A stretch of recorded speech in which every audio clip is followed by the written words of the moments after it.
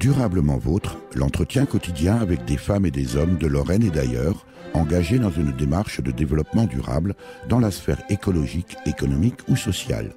Lorsque parfois leur action se situe à l'intersection des trois sphères, elle ou il nous ouvre alors la voie d'un autre monde possible, vivant, viable et vivable. Durablement Vôtre, en partenariat avec les radios associatives de Lorraine. Aujourd'hui, nous évoquerons l'architecture, les matériaux sains, le solaire, la biodiversité, la gouvernance participative pour une autre forme de vivre ensemble. À Distrophe, une petite commune de 1670 habitants à l'est de Thionville, en Moselle.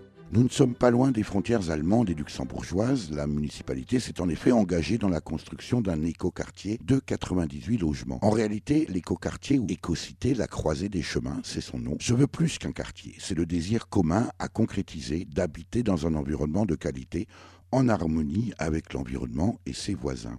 Salvatore Larocca, bonjour. Bonjour. Merci de me recevoir dans votre commune de Distrophe à la mairie. Je dis votre commune parce que vous en êtes le maire. Vous êtes par ailleurs vice-président de la communauté de communes de l'Arc mosellan en charge de l'environnement. Monsieur le maire, comment présenteriez-vous l'écocité, la croisée des chemins ? Une aventure heureuse d'abord, parce que la réalisation de ce projet est en train de prendre forme et même de se terminer. C'est un super projet parce que nous avons réussi à impliquer beaucoup de nos concitoyens dans cette réflexion. Et vous l'avez dit en introduction, ce qui nous faisait courir sur ce projet, c'était le mieux vivre ensemble. Donc on s'éloigne un peu de la notion d'environnement, mais pour nous, l'objectif essentiel était de respecter dans ce projet les trois piliers du développement durable. L'économique, et je le cite en premier, l'économique, le social et bien sûr l'environnemental. Et pour nous, il n'était pas question de lâcher l'un de ces trois piliers, et au contraire, c'était sur chacune de nos décisions collaboratives, participatives, de tenter de respecter ces trois piliers. Mais comme vous venez de le dire, monsieur Larocca, il faut d'abord convaincre et entraîner ses administrés sur un sujet qui, a priori, n'est pas forcément drôle. Voilà. Oui, il fallait même convaincre le conseil municipal d'abord, et avec mon passé associatif, j'ai eu ce réflexe de nous faire accompagner par des associations, entre guillemets, spécialisées, entre autres la DEPA de Vigie et puis une association de Metz, Natura 4. On a fait venir des bénévoles, des militants associatifs, pour nous former, nous, au conseil municipal, sur les tenants et aboutissants du développement durable avant d'aller plus vite. C'était l'initiation, en fait, de nos responsables communaux au développement durable. Le réchauffement climatique, tic, tic, tic, tic, ça fera monter le niveau des océans. Quand il y aura de l'eau dans ma maison, des poissons dans mon salon, oui, oui, oui, oui, oui, la panique. Aïe, aïe, aïe, aïe, aïe, pathétique. Hey, ah.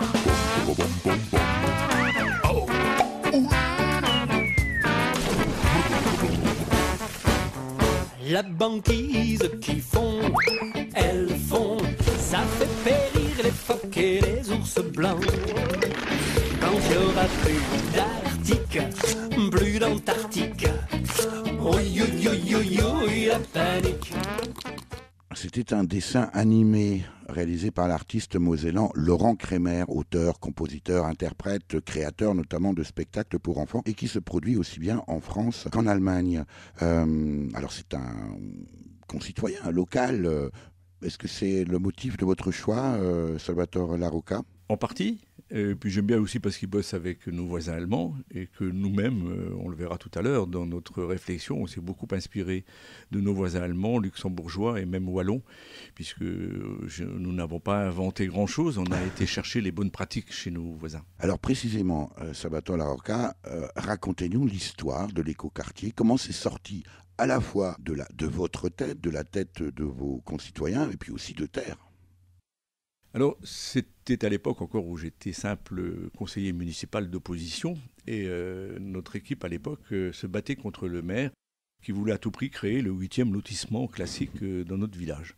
Alors on a la chance d'être dans une région très, très sollicitée, très, très intéressante pour venir construire, mais nous étions opposés à réaliser un énième lotissement basique et on s'était dit qu'on serait peut-être d'accord à la seule condition que l'on réalise un écoquartier. C'est quoi un lotissement classique ? Un lotissement classique, on prend une parcelle, on confie à un agent immobilier ou un promoteur le soin de découper des parcelles et on vend des parcelles à des individus point final.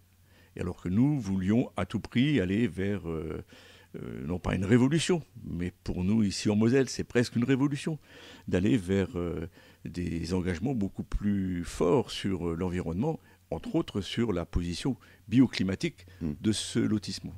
Une position des maisons bioclimatiques, c'est-à-dire que la façade la plus importante et les chambres, et surtout les salles, les chambres à vivre ou les pièces à vivre les plus intéressantes, les plus grandes, sont exposées plein soleil. Et on arrive ainsi à faire des économies de 15 à 20% de chauffage sur l'année.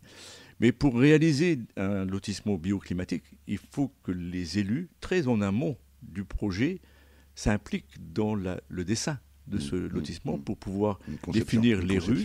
Une conception globale très en amont qui doit prendre justement en considération l'ensemble des éléments du développement durable. Et je vous ai parlé tout à l'heure des 3 piliers, et nous avons eu la chance de travailler avec un outil très intéressant qui s'appelle l'approche environnementale de l'urbanisme, l'AEU, et qui nous a obligés à prendre en considération une dizaine de points très divers pour que, globalement, nous soyons les plus respectueux de notre environnement.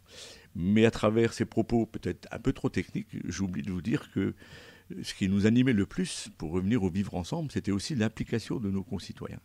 Et nous avons, avec les premiers concitoyens qui sont venus dire « moi ça m'intéresse d'acheter une parcelle et de construire à Distroff », nous avons mené une 48 réunions tous les 15 jours, le lundi soir, pour former nos concitoyens à c'est quoi une maison bioclimatique, c'est quoi une maison bien isolée. À l'époque, Salvatore Larocca, vous étiez dans l'opposition. Oui, mais nous avions notre premier magistrat qui avait compris que réaliser à Distroff quelque chose d'innovant pouvait être un atout pour la commune, pour lui aussi qui était à l'époque président de la communauté de communes. Et chaque fois que je peux, et ici je le fais aussi, de remercier Yves Bacher, notre ancien maire, d'avoir accepté de laisser à l'opposition apporter des idées et surtout de me confier l'animation et le portage de ce projet, quoi. Et ce projet-là, à ce moment-là, n'est pas perçu par les habitants de Distroff comme une espèce d'ovni, non, un truc parce un que peu en décalage. Très tôt, dès le début, après cette fameuse formation des élus dont je vous parlais tout à l'heure, on a pris appui sur ces fameuses associations dont je vous parlais et nous avons organisé une sorte d'audit social. On a fait venir une sociologue et on a fait une étude sur c'est quoi Distroff aujourd'hui et c'est quoi Distroff en 2030. Et on a fait participer nos concitoyens, on a été interrogé, la boulangère, la factrice, l'ancien maire, le boulanger, comme je l'ai dit, et pour essayer de faire parler tout le monde sur c'est quoi le village rêvé de demain. Et donc très très tôt, nos concitoyens avaient connaissance de ce projet et ça a accroché assez vite de manière positive. On a beaucoup communiqué. Est-ce que ça veut dire que le projet de l'ancien maire, ou en tout cas du maire en place à l'époque, était quelque part en décalage finalement de l'attente réelle des habitants ? Je n'ose pas le dire ainsi, peut-être trop fort, parce que nos habitants, ils sont habitués à certains concepts, et ce n'est pas les habitants qui vont révolutionner ces concepts d'urbanisme. Ça ne peut être que les élus qui peuvent, pas dire obligés, mais inciter auprès des professionnels urbanistes, architectes, etc., pour prendre en considération ces nouvelles données. Et malheureusement, c'est encore trop rare aujourd'hui, et donc on est encore dans des très mauvaises habitudes où, même sur le plan économique, où on confie à un promoteur la réalisation d'un lotissement et l'argent, vous m'en excuserez, mes amis promoteurs, et ça reste chez le promoteur. Nous avions aussi ce souci économique, à savoir qu'il fallait que la commune maîtrise le foncier, vende les parcelles pour que le résultat économique reste au bénéfice de notre commune. Alors on voit bien que ça bouge à Distroff. Pour autant, il y a peut-être toujours un train de retard avec nos voisins allemands. Den Keller. Ja, den Keller wird gefüllt. Ici, vous voyez notre système de capteurs solaires thermiques. Et avec l'énergie solaire, nous chauffons l'eau que nous utilisons et qui se trouve ici dans 3 grands réservoirs. Et maintenant, par exemple, vous voyez que l'eau de chauffage a une température entre 50 et 60 degrés. Et maintenant, on était pratiquement tout le chauffage vient par l'énergie solaire. Oui.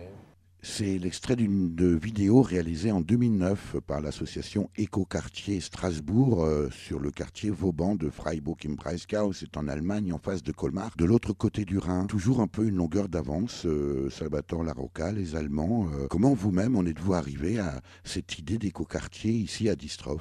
D'abord, on avait cette sensibilité à quelques-uns au conseil municipal de faire bouger les lignes par rapport à l'environnement et au développement durable et à l'habitat durable. Nous avions déjà auparavant, avec une grosse association qui s'appelle la DEPA Vigie, réalisé un certain nombre de sensibilisations auprès des élus et auprès des habitants pour réaliser des économies d'énergie dans l'habitat ancien. Et comme dans notre quartier, dans notre village, on voulait se lancer sur un nouvel écoquartier, bien sûr qu'on a saisi à pleine main cette opportunité pour appliquer un certain nombre de bons concepts, mais on ne les a pas inventés. Nous sommes allés visiter Tübingen en Allemagne, bien sûr aussi Freiburg, mais aussi plusieurs fois avec l'association Le Carrefour des Pays Lorrains, dans le cadre d'un échange européen Interreg Habitat. On a été faire un certain nombre de visites très heureuses chez nos voisins luxembourgeois, allemands et wallons, et on n'a rien inventé, on a saisi toutes les bonnes idées de nos voisins. Quand vous dites vous, c'est l'ensemble de l'équipe municipale, Oui, enfin, du conseil municipal, ou c'est plus précisément le comité de pilotage, Mmh. c'est-à-dire 7 personnes sur 15 de l'époque qui étaient vraiment impliquées, qui avaient envie de s'impliquer dans cette démarche. Donc on était 7 élus, plus on avait quelques associations, comme je vous l'ai dit, qui nous accompagnaient, et progressivement l'urbaniste, l'architecte, conseil, etc. On a créé une équipe autour de ce projet à force d'aller s'inspirer sur ce que faisaient nos voisins. Et on est revenu conforté. On partait pas à l'aventure, même si ici on nous disait « vous êtes fous, vous faire de la gestion alternative de l'eau pluviale, mais jamais dans ces terres difficiles et argileuses, vous arriverez à faire rentrer la pluie sans qu'elle parte dans les tuyaux, etc. » Et alors qu'on a réussi tout ça grâce aux expériences de nos prédécesseurs. Et donc je tire toujours le chapeau à nos voisins qui nous ont montré le chemin. Et j'étais encore dernièrement à Luxembourg, derrière Luxembourg, là, visiter une ville, Beckrich, qui est complètement autonome sur le plan énergétique et sur le plan économique. Et on a vraiment des leçons à apprendre de nos voisins. Comment est-ce que vous expliquez, vous n'êtes pas très loin ici des frontières luxembourgeoises et allemandes notamment, comment vous expliquez ce décalage, un peu cette avance dans ces domaines de développement durable, aussi bien dans le social, l'économique et l'écologique ? Je le dirai beaucoup plus tard, peut-être dans l'émission, cette notion de partenariat entre les différents acteurs de notre société. Je vous l'ai dit, nous, pour réussir, on a eu des élus, mais on avait aussi des associations et on avait aussi des techniciens, des professionnels. Et je pense que la démarche participative, elle n'est heureuse et elle n'est productive que si on a cette mixité des trois. Chaque fois, il y a une sorte de dessin de 3 piliers, comme ça que j'aimerais pouvoir faire passer comme message à la radio. C'est le triptyque des trois ronds, des 3 cercles qui s'entrecroisent et qui s'appuient les uns sur les autres et qui sont aussi dépendants ou interdépendants. Et c'est ce qui nous a animés. Et moi, je pense que si l'idée nous est venue, c'est parce qu'on a eu cette richesse. On est beaucoup plus riche, beaucoup plus intelligent avec 3 cerveaux différents qu'avec des cerveaux formatés. Et en France, malheureusement, nos professionnels, mais aussi nos élus, chacun vit dans sa bulle et on n'a pas assez d'espace pour partager ou pour lancer des aventures comme celle-là. Ou peut-être qu'on n'en a pas forcément envie. Le rôle notamment, Salvatore Larocca, le rôle notamment de la commission environnement, précisément aujourd'hui dans votre commune. Pas réaliser un écoquartier sans faire en sorte que demain il rayonnât sur l'ensemble de notre cité. C'est pour ça qu'on l'a appelé l'écocité, la croisée des chemins. Et parce qu'on voulait absolument que la démarche qu'on allait appliquer sur 5 hectares à une extrémité du village, on puisse la développer et la faire partager avec l'ensemble du village.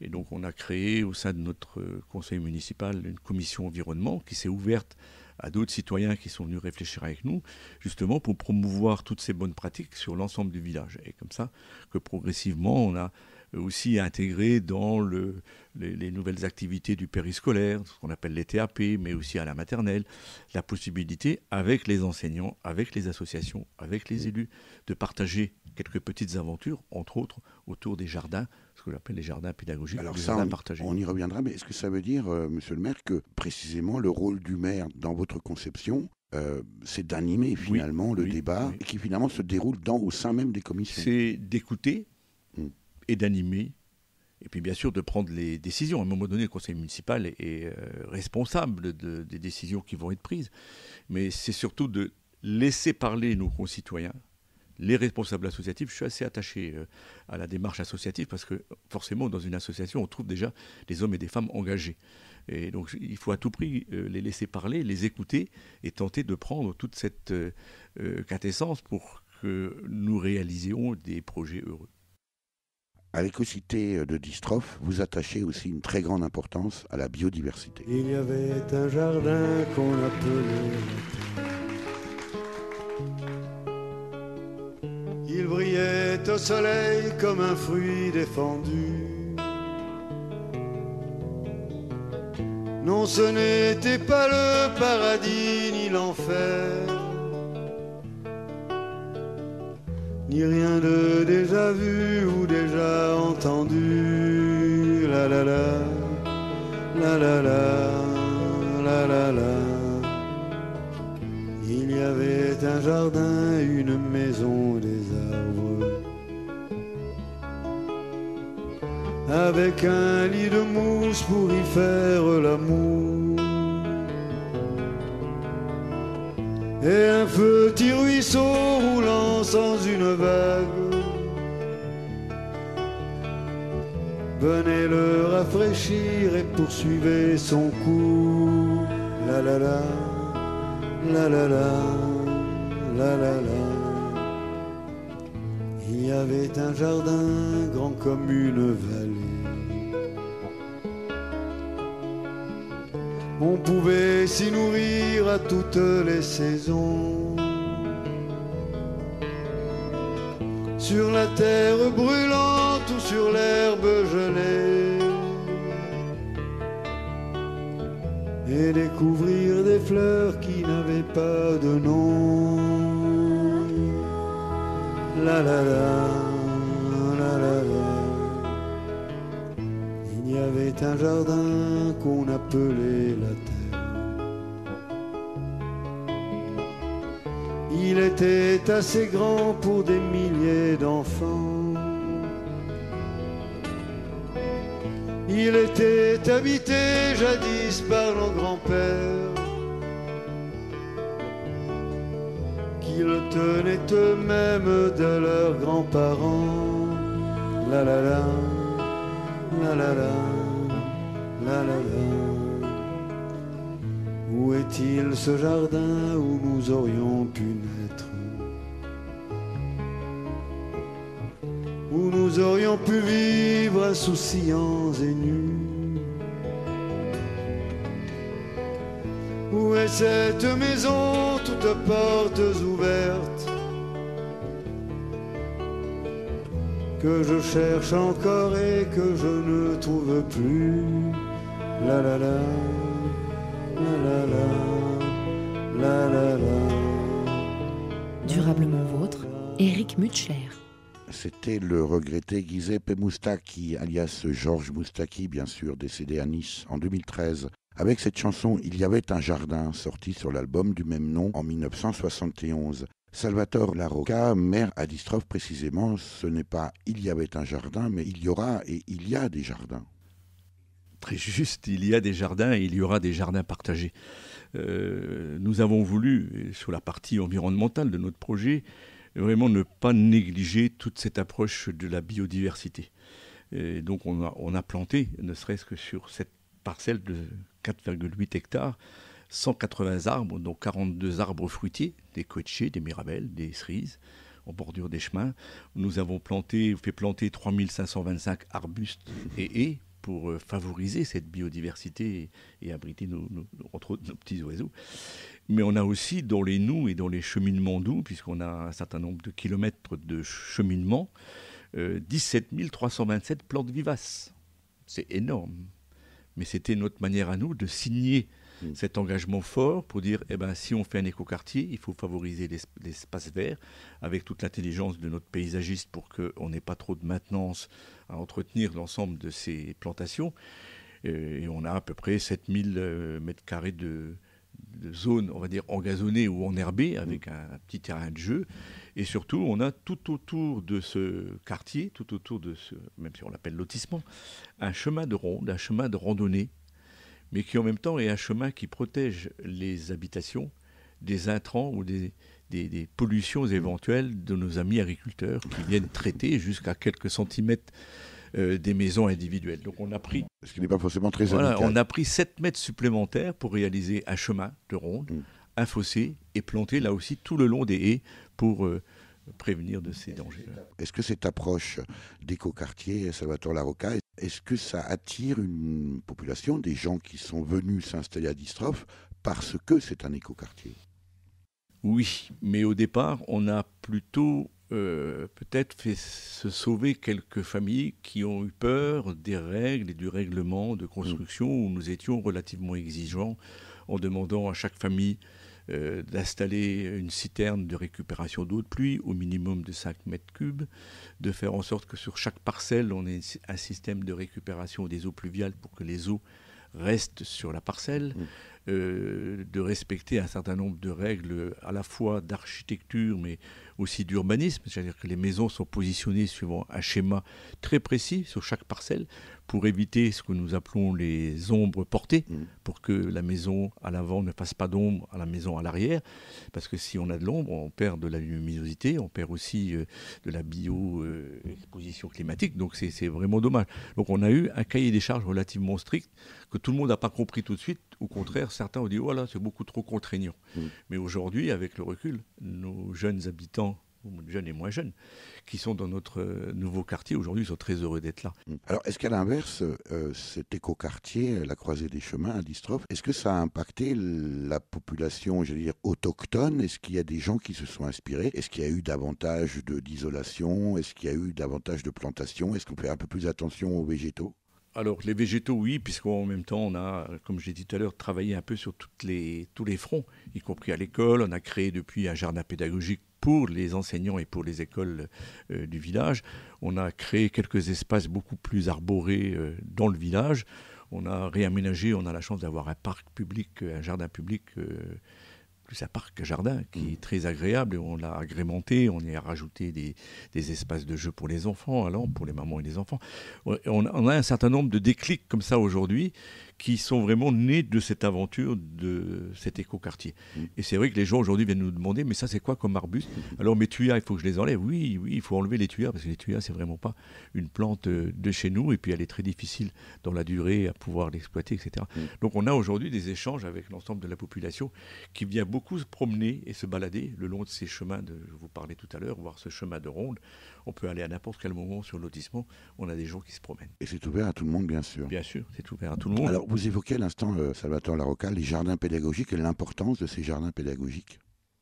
Parce que j'attache beaucoup d'importance par rapport à mon parcours, ou par rapport à ce que j'ai pu découvrir ces 10 ou 15 dernières années où je suis engagé dans la vie associative et dans le développement durable, qu'il faut passer par une étape de sensibilisation et ensuite de formation.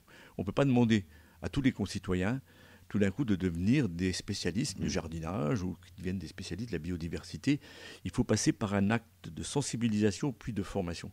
Et le jardin pédagogique, le jardin partagé, il offre cette possibilité-là.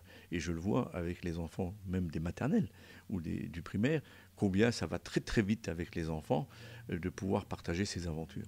Alors quand on a une personne âgée qui vient rejoindre le groupe et qui vient partager son expérience, alors là, je peux vous dire que les enfants, ils ouvrent les yeux et les oreilles tout grands, parce que c'est passionnant de pouvoir travailler sur ces sujets-là avec l'intergénération. Mon rôle au sein de l'association CPN Les Coquelicots, c'est de coordonner toute l'action qui se déroule à l'espace naturel, pédagogique et convivial.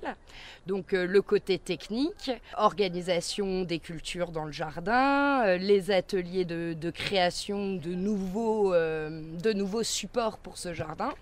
Et aussi toute la partie animation pédagogique du jardin, donc recevoir les scolaires, les centres de loisirs, mais aussi la partie jardin partagé avec les habitants du quartier ou les habitants de la ville au sens large. Le message principal, c'est transmettre des outils de compréhension de la place de l'homme dans la nature, donc des conséquences, des impacts sur de consommation, etc., mais sans moraliser. La démarche que vous mettez en œuvre à Distrophe, Salvatore Larocca, est assez proche de celle que viennent de nous présenter les animateurs de l'espace naturel pédagogique et convivial CPN Les Coquelicots, CPN pour Association Connaître et Protéger la Nature, située dans le quartier des Hautes-Vallières à Metz. Tout à fait. On se connaît un petit peu, on s'est côtoyé sur un certain nombre de sujets et nous partageons cette sensibilisation nécessaire si on veut modifier le comportement de l'homme, si on veut lui faire comprendre la responsabilité qu'il a dans notre environnement aujourd'hui par rapport non seulement au respect de la nature ou à la protection de la nature, mais il est fort souhaitable que nos enfants et nos adultes comprennent cette interdépendance entre l'homme et la nature. Et les catastrophes naturelles que nous connaissons ces dernières années ou ces dernières décennies, elles sont suffisamment claires aujourd'hui, suffisamment fortes pour que l'on comprenne. Mais ce n'est pas simplement en écoutant des reportages à la télé ou des informations très rapides et très succinctes qu'on pourra sensibiliser et encore moins former nos concitoyens à cette compréhension. Donc, nous sommes un certain nombre, et je partage avec nos amis du CPN Les Coquelicots, l'importance de la sensibilisation et je dirais même derrière de la formation. Vous avez hésité, Salvatore Larocca, sur le mot formation. C'est un mot que vous n'aimez pas beaucoup quand on parle d'environnement. Vous préférez, je crois, les concepts de sensibilisation et d'éducation. Oui, parce que formation, aujourd'hui, ça nous fait un peu peur, ça nous remet sous les bancs de l'école, où ça ne s'est pas toujours bien passé pour tout le monde. Et puis on va nous former, donc on va nous formater. Non, il faut vraiment que cette sensibilisation puisse permettre de partager et de faire découvrir progressivement cette approche et cette nécessaire implication de l'homme dans le respect de notre environnement. Mais c'est valable pour les enfants et c'est valable pour les adultes. J'ai quelques expériences, je ne sais pas si on pourra en parler tout à l'heure, avec des agriculteurs et des apiculteurs et des citoyens ordinaires qui viennent parler d'abeilles et qu'on parle de protection des abeilles et on se rend compte qu'en quelques heures de discussion, quelques heures de participation de différents citoyens autour d'un sujet comme la protection des abeilles, on est arrivé sur notre territoire à des solutions très très simple et combien efficace. Par exemple ? Par exemple, les apiculteurs nous disaient que les abeilles, elles souffrent beaucoup du traitement, entre autres du colza. Au printemps, quand on traite la fleur de colza, on passe très régulièrement, un peu à n'importe quelle heure, fut un certain temps. Aujourd'hui, après discussion, on s'est mis d'accord, les apiculteurs et les agriculteurs, sur notre petit territoire de la communauté de communes, la plupart d'entre eux se sont mis d'accord sur le fait qu'on pouvait traiter uniquement après 17 heures, quand les abeilles sont déjà presque rentrées dans les ruches. Et mieux que ça, même pour certains apiculteurs et agriculteurs qui ont vraiment lié, non pas de l'amitié, mais simplement des connaissances, des intérêts communs, aujourd'hui, ils sont capables de se téléphoner en disant « demain après-midi ou cet après-midi, je vais traiter les colzas à telle heure ». Et l'apiculteur, il est en capacité de protéger ses abeilles ou de les garder fermées. Donc vous voyez, c'est des petites choses qu'on peut mettre en commun à la seule condition qu'on se mette autour de la table et qu'on soit un tant soit peu sensible à toutes ces... Est-ce qu'on pourrait imaginer, Salvatore Larocca, d'aller plus loin et d'amener peut-être les agriculteurs finalement à se passer de ces traitements dont on connaît de plus en plus quand même les effets extrêmement nocifs parce que ce sont des produits chimiques très graves. Aujourd'hui, ils le connaissent d'autant plus qu'on mesure aujourd'hui le nombre d'incidents, de problématiques de santé liées à la manipulation de ces produits phytosanitaires dangereux. Donc un certain nombre d'agriculteurs ont déjà payé un fort prix, un fort tribut à cette cochonnerie. Mais il faut continuer à œuvrer pour que très vite on passe à autre chose. Mais aujourd'hui, des jeunes agriculteurs, je dis jeunes agriculteurs de 30 ans, 35 ans, ont compris. Certains d'entre eux se sont déjà mis à cultiver bio, d'autres sont en train d'y passer. Et il y a une sensibilité progressive là, je pense que ces dernières années, il y a une forme d'accélération de cette prise de conscience. Mais il faut que nous, tous, les élus, quand on peut, les techniciens, les citoyens, les agriculteurs, les personnes concernées, on arrive de temps en temps à poser nos crayons ou arrêter nos tracteurs et à se mettre autour d'une table pour échanger, discuter, se comprendre et agir ensemble. Alors, vous avez, je crois, également des expériences intéressantes à la communauté de communes de l'Arc-Mosellan ainsi qu'à l'association départementale d'éducation populaire et de plein air Vigie en matière précisément d'éducation à l'environnement. Oui, parce qu'à l'ADEPA, ça fait déjà au moins 15 ans que nos prédécesseurs et moi-même, avec toute mon équipe là-bas, on avait développé ce travail de sensibilisation en accueillant des écoles, des groupes de jeunes, des colonies de vacances, avec en thème principal justement l'environnement et le respect de l'environnement et l'éducation à l'environnement. Et c'est à travers ces expériences longues dans le temps qu'on mesure aujourd'hui qu'il est possible de faire changer les choses. Il est possible de sensibiliser, mais au-delà, de passer à des actes différents. Et donc à la communauté de communes, on a un certain nombre d'actions qui sont menées, que ce soit sur le traitement des déchets, sur le tri sélectif, mais également dans des espaces de réflexion collective, je veux dire de participation collective à des projets, comme l'animation d'un moulin que nous avons sur la communauté de communes, où autour du moulin aussi on a des activités de sensibilisation et d'éducation à l'environnement.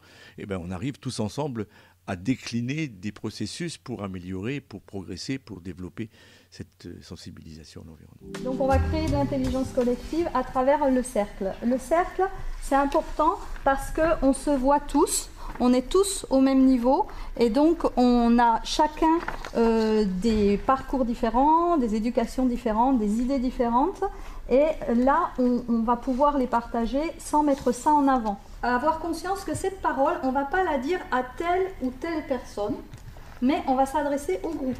Et donc on peut symboliser ça par « je donne ma parole au centre de ce cercle ». Les premières remarques que nous avons eues, c'est on vient demander, mais on ne sait rien, on ne sait pas quoi offrir en échange parce qu'on ne sait rien faire. Puis petit à petit, ça s'affine et les gens se lancent dans des savoirs qu'ils ont. Effectivement, on a tous au moins un savoir, et si on mettait à disposition des autres. Durablement vôtre, Éric Mutschler. Un extrait tiré d'une vidéo réalisée par Real TV 66 le 17 décembre 2013 dans le cadre de la journée organisée par le pôle ressources de développement social des Pyrénées-Orientales, le PRDS 66, sur le thème « Expérimentons la participation, échange d'expériences et outils ». Ça illustre bien finalement cette démarche participative que vous mettez en œuvre, Salvatore Larocca, ici à Distrov, cette commune de Moselle dont vous êtes le maire. Est-ce que c'est ça finalement la clé, le cercle ?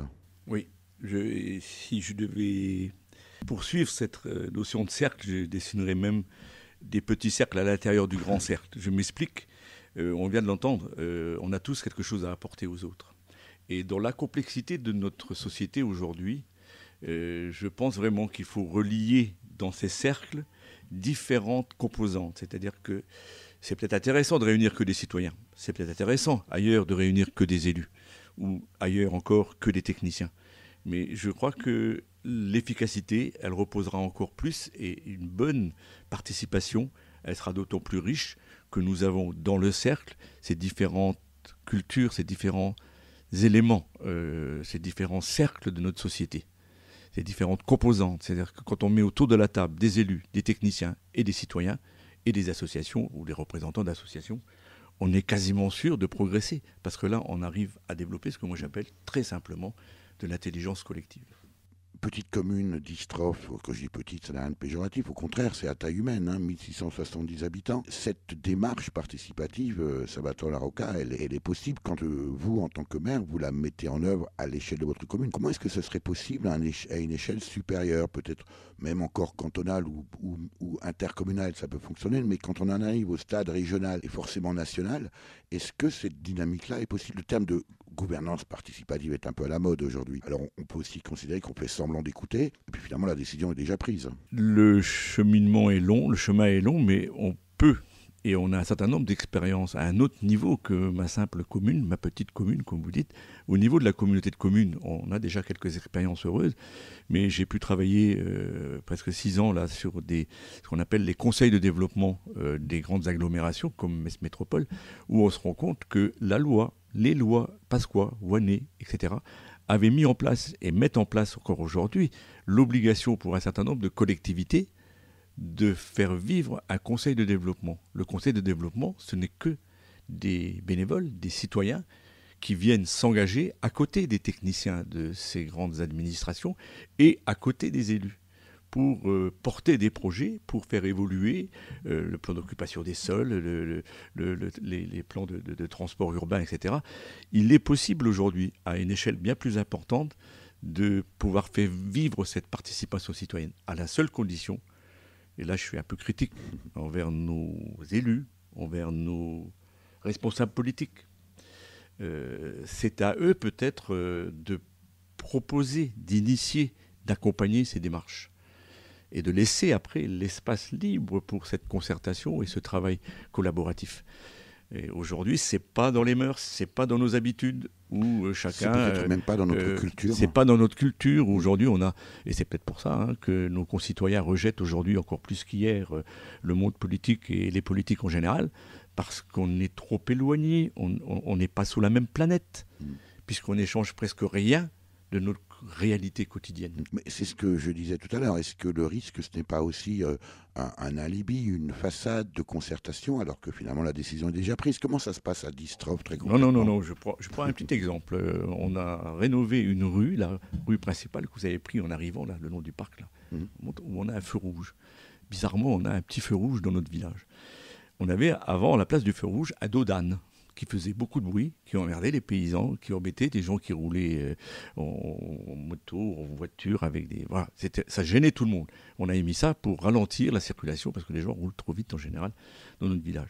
Mais avant de prendre une décision, même si on avait quelques idées sur ce qu'on allait faire, nous avons réuni notre conseil consultatif, des gens de tout âge, et on a dans notre conseil consultatif de 28 personnes, des jeunes de 35 ans, et des papis, des mamies de 75 ans. Mais on a une grande variété d'hommes et de femmes et de gens de tout âge. Et avec cette richesse, cette intelligence collective, eh ben on en est arrivé à installer un feu intelligent. Ça s'appelle comme ça, un feu intelligent, qui va se mettre au rouge si vous roulez trop vite et qui reste vert si vous respectez les 50 km/h. Un tout petit détail. On voit bien, monsieur le maire, qu'à Distrov, vous travaillez à l'avènement d'un nouveau monde.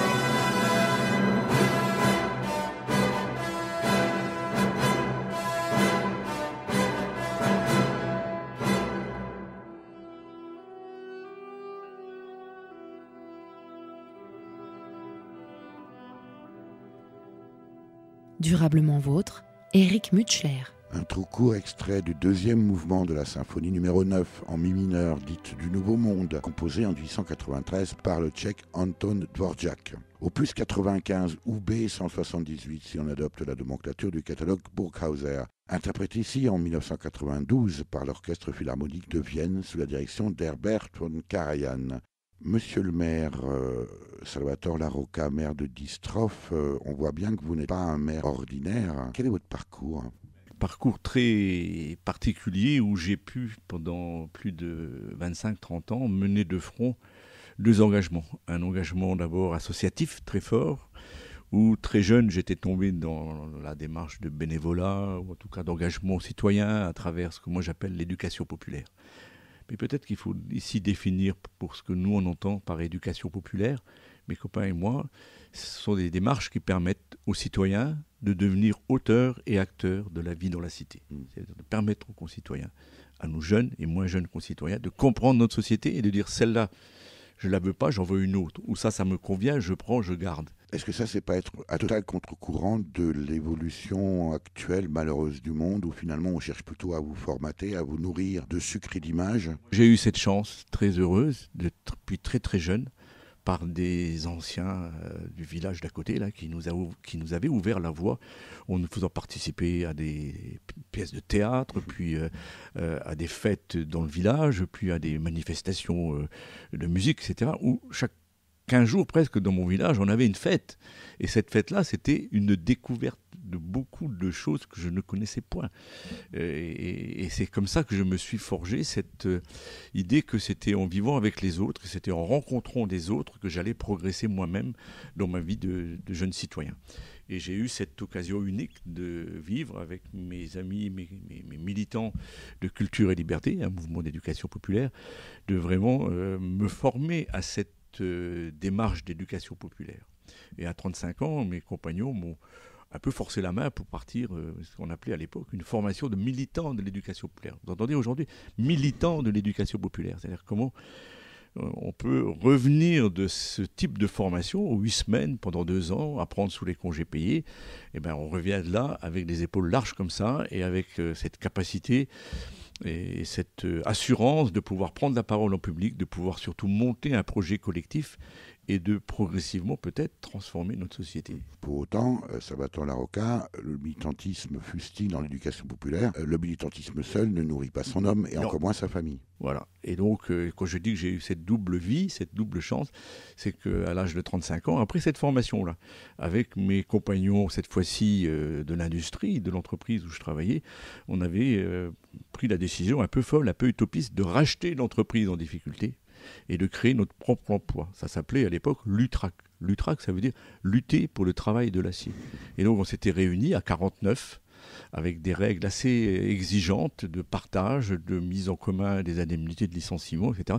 On a pris cette décision de racheter l'entreprise. Ça s'était très bien passé et pendant 25 ans pratiquement, on a développé des activités industrielles de manière très saine, très constructive. On a développé de l'emploi et j'ai pu mener de front cette double, je ne vais pas dire double vie, mais ce double enjeu ou ces doubles responsabilités, à la fois de chef d'entreprise avec toutes les contraintes, des impôts, des charges, des licenciements, c'est comme tout le monde connaît aujourd'hui.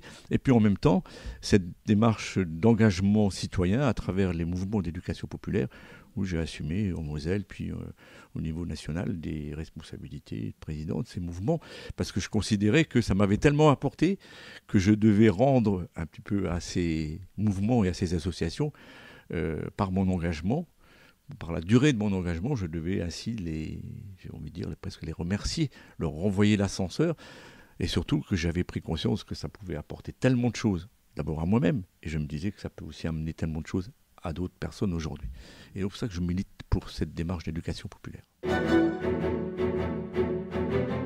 L'invité de Durablement Vôtre, coup de gueule ou coup de cœur. Salvatore Larroca, c'est le moment de votre choix. On écoute.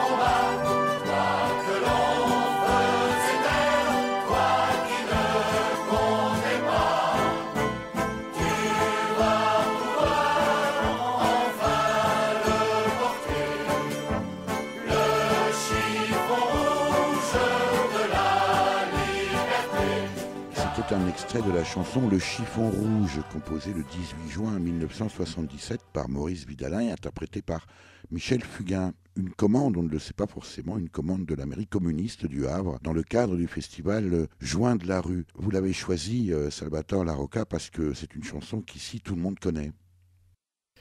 Oui, quand je dis tout le monde, tous mes amis, tous mes proches, tous les militants associatifs, toutes les associations qui ont, de peu ou de loin, œuvré sur notre territoire ici. On a cette chance d'avoir une vie associative forte. Et depuis très longtemps, on chante cette chanson à tue-tête. Chaque fois qu'on a envie de faire la fête, de lever un toast, de lever un verre et de dire la vie est belle, mais elle peut être encore plus belle demain. En même temps, est-ce que c'est un coup de gueule ou est-ce que c'est un coup de cœur ?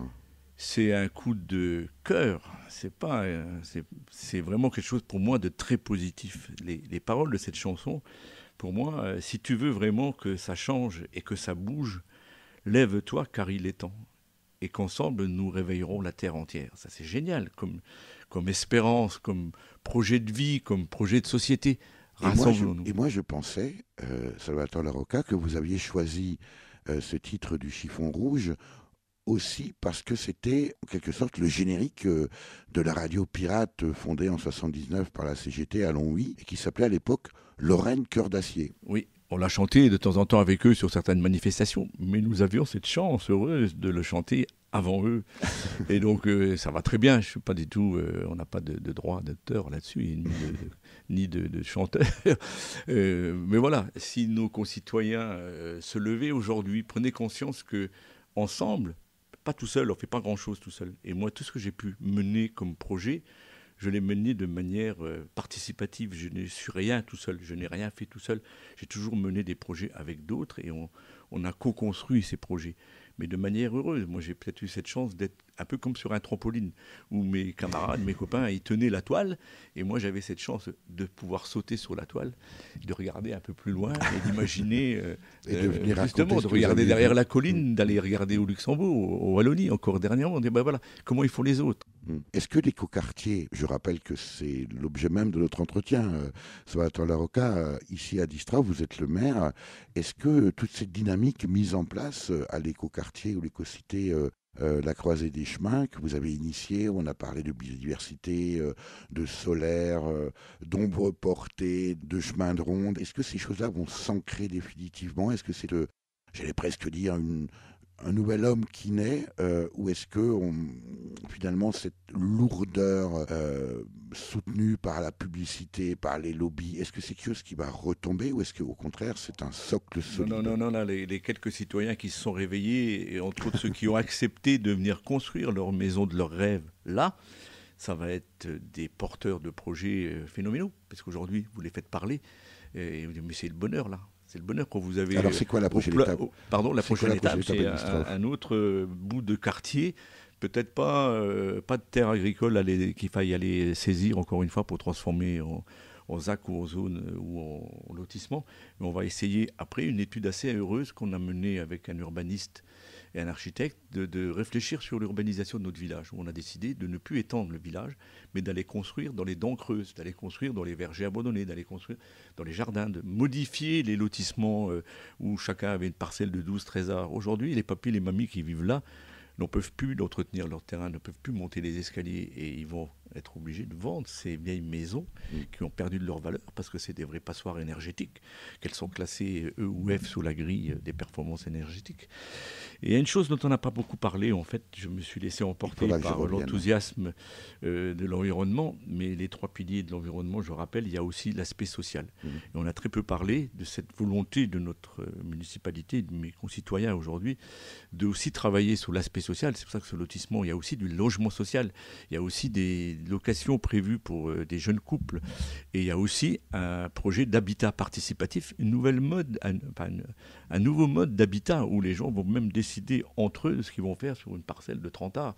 Et ils ont décidé, ces personnes qui viennent de se regrouper autour d'une association qui s'appelle COSI, on a encore des prochaines rencontres cette semaine et la semaine prochaine, pour lancer cet habitat participatif qui va accueillir entre autres 10 maisons, 10 appartements pour des seniors, une sorte d'alternative à la maison de retraite, parce que tout le monde ne pourra pas aller en maison de retraite. Donc on a travaillé sur ce projet, je veux le rappeler à présent, sur le parcours résidentiel, c'est-à-dire de pouvoir faire vivre sur ce quartier des jeunes de 22-23 ans, des jeunes de 35 ans, des gens moins jeunes de 50 ans qui construisent une petite maison parce qu'ils en ont marre de leur grand pavillon.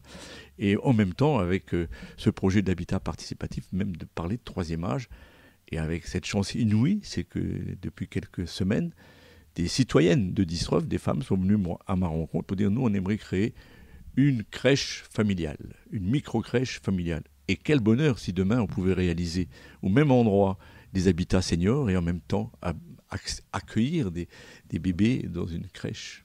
C'est formidable, ce vivre ensemble. Merci Salvatore Larocca pour cet entretien. Merci à vous d'être venu jusqu'à nous. Je savais en venant, monsieur le maire, que ce serait beaucoup trop court. On se reverra sans doute, et puis pour d'autres projets. On sent bien quand même cette manière de réinventer, de réinventer le vivre ensemble dans une petite commune comme Distrov en Moselle. On se reverra, j'en suis certain. Pour en savoir plus, il suffit d'aller sur le site ou le blog Écocité Distrov, c'est avec 2 F, .blogspot.fr. Pour réagir à cette émission, nous proposer des invités ou des sujets, écrivez-nous à contact@durablementvôtre.fr.